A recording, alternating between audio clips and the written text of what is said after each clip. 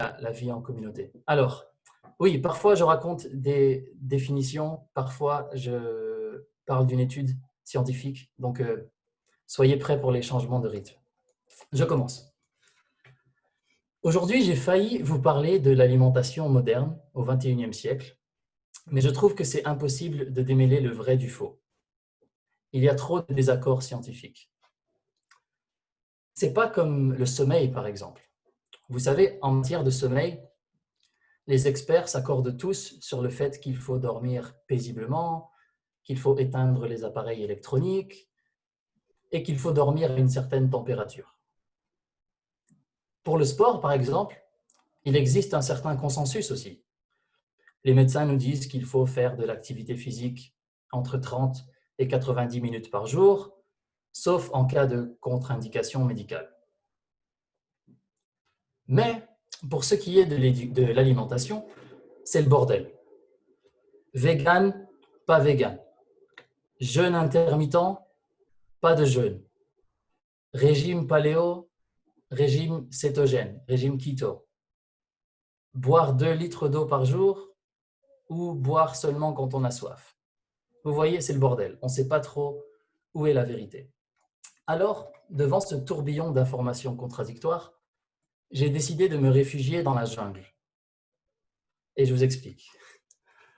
Je suis féru d'anthropologie, alors j'ai choisi de faire un petit exposé sur la tribu amazonienne des Yanomami et le microbiote des Yanomami. Je vais expliquer ce que c'est. Le microbiote intestinal humain, avant c'était appelé la flore intestinale humaine, c'est l'ensemble des micro-organismes de l'appareil digestif. Les bactéries, les champignons, fungus et les virus. Et selon des rapports récents, il y a certaines tribus indigènes d'Amazonie qui possèdent le microbiote le plus riche et le plus diversifié jamais observé chez les humains. Les Amérindiens Yanomami, qui demeurent au fin fond de la forêt amazonienne du Venezuela, possèdent une collection de bactéries qui est la plus diversifiée chez les êtres humains. Certaines de ces bactéries n'avaient jamais été découvertes jusqu'à récemment.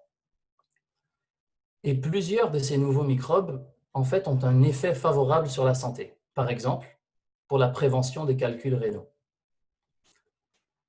Et les membres de cette tribu semi-nomade habitent depuis des milliers d'années une zone montagneuse très reculée dans le sud du pays. Ils n'étaient jamais entrés en contact avec la civilisation occidentale jusqu'en 2008, quand, en 2008, un hélicoptère de l'armée vénézuélienne a repéré leur village.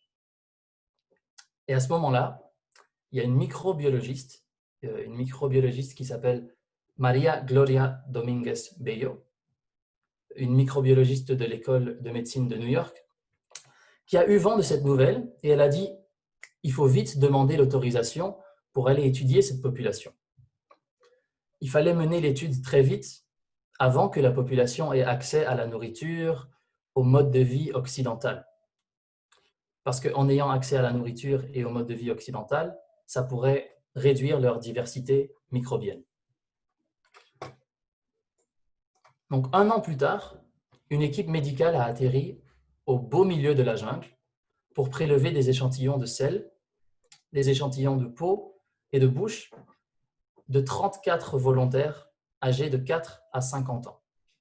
34 personnes entre 4 et 50 ans.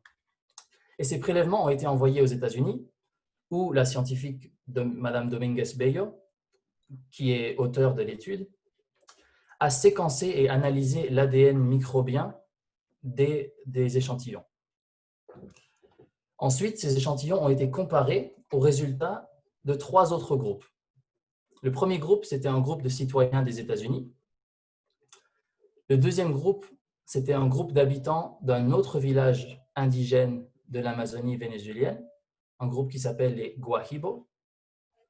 Et le troisième groupe, c'est une communauté rurale du Malawi, dans le sud de l'Afrique. Alors pourquoi est-ce qu'on a inclus ces 3 autres groupes et 2 autres tribus? Pourquoi?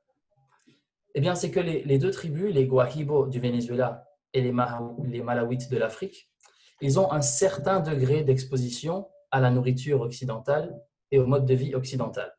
C'est pour ça que la comparaison était intéressante. Et qu'est-ce qu'ont trouvé les chercheurs? Eh bien, ils ont découvert que le microbiote des Yanomami, qui est notre groupe référence, était pratiquement 2 fois plus diversifié que celui des Américains et de 30 à 40% plus varié que celui des Malawites et des Guahibo, des autres tribus.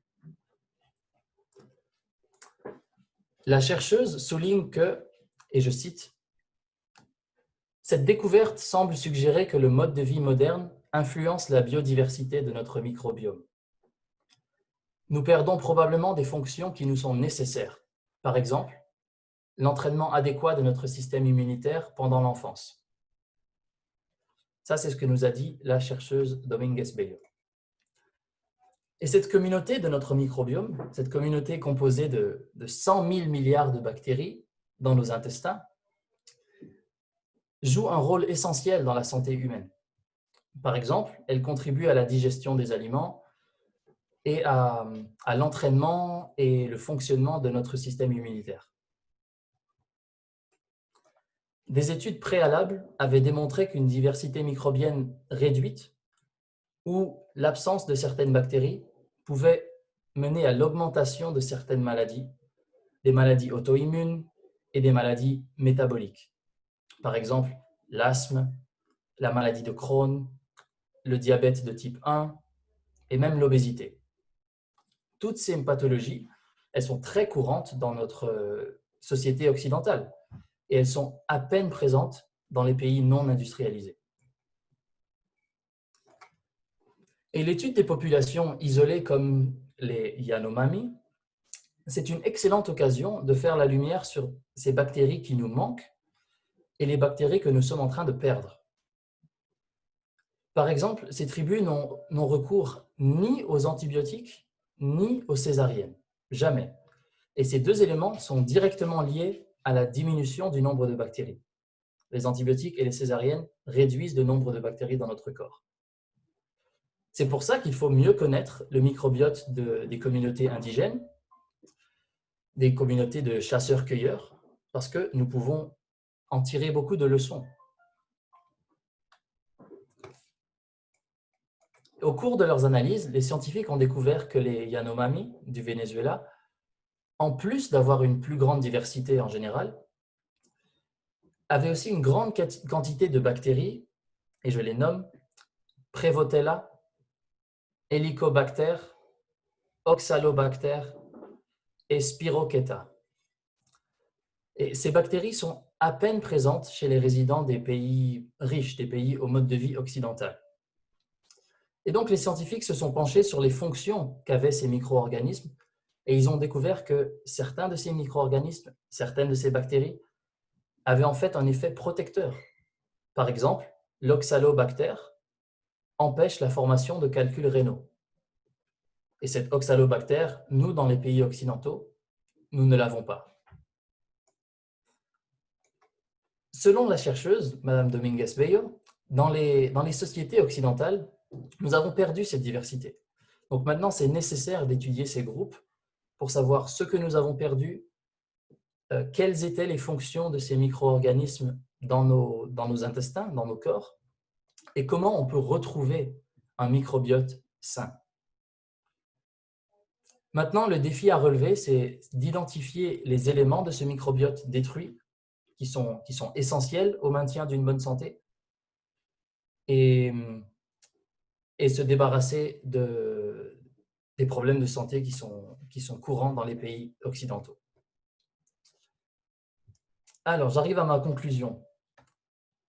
En ce moment, pendant la période du coronavirus, il faut qu'on porte des gants partout où on va, il faut mettre des masques. On nous dit de laver tous les aliments qu'on achète au magasin en revenant du supermarché, qu'il faut se protéger, se maintenir à l'écart, etc. Mais moi, je me demande si nos corps n'étaient pas si faibles, puisqu'on se protège toujours des bactéries, notre système immunitaire n'est pas très fort. Si notre système immunitaire était plus fort, est-ce qu'un virus comme le coronavirus se serait répandu aussi facilement? Et est-ce que ce virus aurait fait autant de dégâts? Évidemment, je n'ai pas la réponse. Je suis loin d'avoir cette prétention. Mais la question trotte dans ma tête. Merci de m'avoir écouté. J'ai terminé.